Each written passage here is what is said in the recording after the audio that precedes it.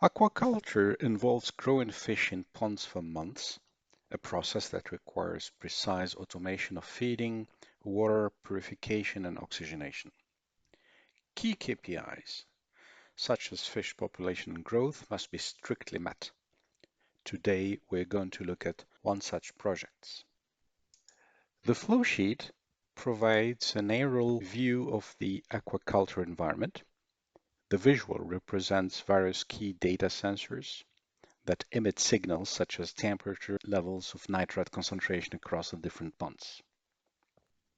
We now go to the project, which is called Digital Monitoring, and the dashboard lists some historic data, as seen here, including temperature over a certain period, dissolved oxygen, nitrate, and of course fish weight. And this is one of the KPI that we would like to predict in the future. We could see how the weight of different ponds here is increasing with time almost linearly. In the Data Analytics tab, several data models can be created as listed here. For example, to predict the fish growth over time, to predict the dissolved oxygen levels up to 48 hours in advance. All these models are reported and documented. Now it's time to look at the collection of information gathered from the use of all the models. Let's look at the Insight Hub. The first page shows the 48 hours prediction of fish size, length, weight, and dissolved oxygen. Again, we compare our prediction to the real data, and the comparison is very good. We then show the optimization history using our model.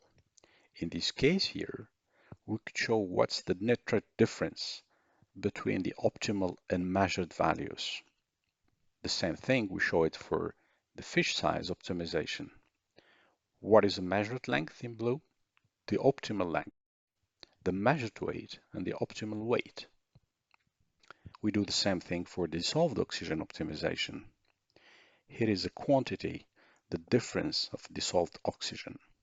At the end, the important KPI is what's the mean fish weight increase in percentage if we would use this information, the difference of nitrate, of dissolved oxygen, etc. If we now turn to the last tab, very interesting is the live prediction of the optimization of the system, meaning live in time for the next couple of hours. What is missing per pond in terms of dissolved oxygen? What is too much? What is missing?